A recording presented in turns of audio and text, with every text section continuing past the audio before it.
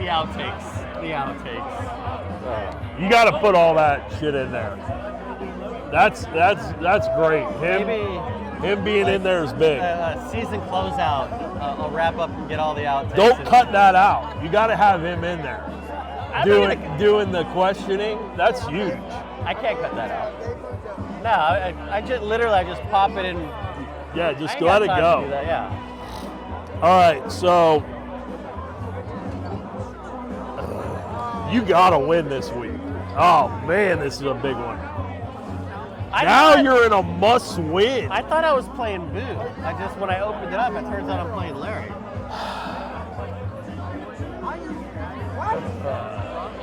All right. I don't like to trade for you, and I'm going to talk about it. You got to play Boo. Boo. You know what? Who's hot? The only thing I don't like about my trade is that now I have 2 Dallas Cowboy players. But honestly, I don't give a shit. At the end of the day, he's a better wide receiver, and I think Javonte is a couple of steps behind him. You know, are we live? Yeah, we are. Okay, keep it going then. We're back. I guess we've been talking for 1 minute 32 seconds about nothing. But the reality of that conversation that we were just having is Allen made a trade with Larry, and I don't love it. He went and got CeeDee Lamb and traded a beast in Cook. Cook is a bona fide top 5 running back, and you can hang your hat on him every week. CeeDee Lamb's been dropping a lot of balls, a lot of problems. Let's take a look. What would you like to say? I mean, Butterfingers. Fucking Butterfingers. But maybe Thanksgiving is his time to turn things around. You know what I noticed? When a wide receiver complains to their coach about not getting the ball, the next week they get the ball. So we'll see. Pickens is really good, and as you can see, Dallas is doing fine with Pickens, and but the 2 receivers are. I just don't think CeeDee Lamb is a first-round pick anymore, if you know what I mean. He's a first-round pick. It's just, it's one of those years. He's still on the right James side of Cook 25. is a first-round pick. I mean, that guy's legit. Let's talk about these 2. Now that we have them, after the trade, this is a big game. Larry versus Al, Week 13, first game we're going to talk about. 7-5 Al versus Larry, who's 5-7 and reeling, 2 losses in a row. Larry needs it. I mean, he needs to win out, and he's got everything he needs. He's got Bucky Irving back. He's got Cook. He's got May, and now he put Pacheco in that super flex, which I don't know about. I already went down that road. Wilson and Pitts and some of these guys. McConkey's really good when he wants to be. So that's Larry's team. Let's take a look at Al. Allen and Hurts at QB. Williams, Dowdle, Smith, and Lamb at wide receiver. Hopefully Lamb has a nice turkey dinner on Thanksgiving. Hopefully. We'll see what happens. He's got to step up and give you like a 25-point game. Kelsey at tight end. Al looks better on paper. Definitely look better on paper. And you know what? He's lost 4 in a row. I think this is the week. Al gets off the schneid, and a loss for Larry, and he's done. I'm giving Al the nod here by 10, 130 to 120. It's a good game, but CeeDee Lamb shows up tomorrow. I hope so. Look, 4 weeks in a row, I've gone against the highest point producer. Something's going to give. Eventually, the averages kind of take hold. I know I thought I was going to win last week, but I do think I will beat Larry. I think I'll get to 8-5, whatever, and I win the game. Okay, so now we're moving on. We're staying in the black and blue. This is a big game. Me versus Boo. Boo's 6-6. I'm 6-6. Something's got to give here. I've won 3 in a row. Boo's been hot, and he's got Gibbs, and he's playing on Thanksgiving. Let's take a look at Boo. Williams and Mayfield. Mayfield might play, might not. He kind of got banged up in that. He's got a cue by his name. In that Monday night game. You see that? Yes, I did. We'll see. We'll see what happens. Is Harrison back? I don't know. He's got him in his lineup. Hunt and Gibbs in the backfield. We talked about Gibbs. He's amazing.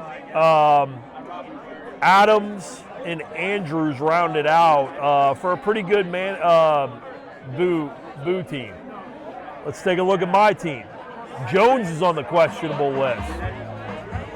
I got to take a solid look at that, but I think he'll go.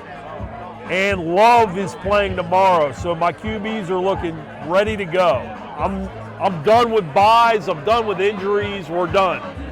Everybody is fully equipped in my lineup.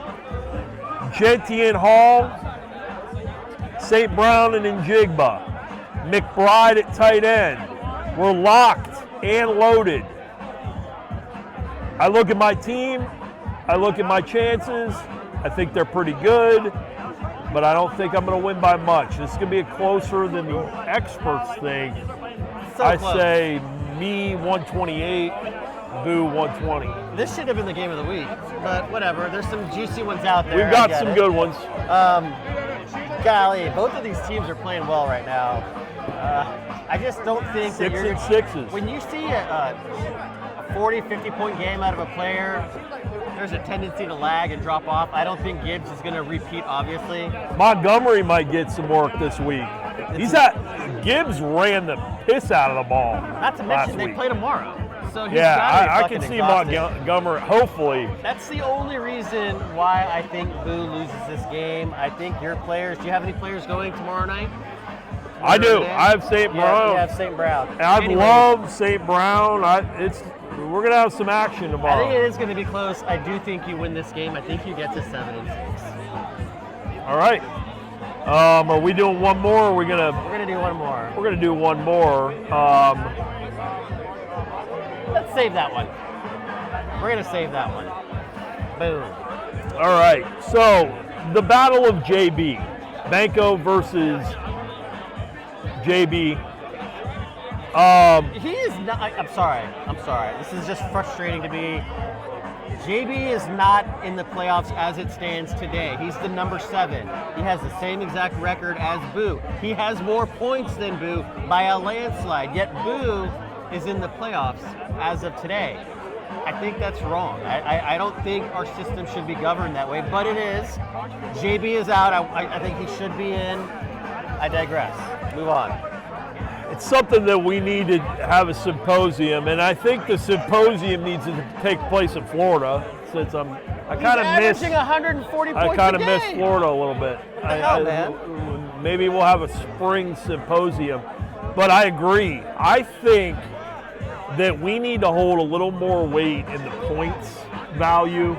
JB has been phenomenal this year and had a great season, and if he somehow gets knocked out, it would be a travesty because he's very deserving of making the playoffs. But we can't go back. I guess we're not going to hand out participant trophies. We can't. Now into the game. Banco's trying to play spoiler, and what better week to do it against JB here? Let's take a look at Banco. Does he have a shot? We'll see. Lawrence and Downs in the Superflex. Musgrave stays in the tight end. Collins and Washington at wide receiver. Does he have anything on the bench he can pop in? I don't know.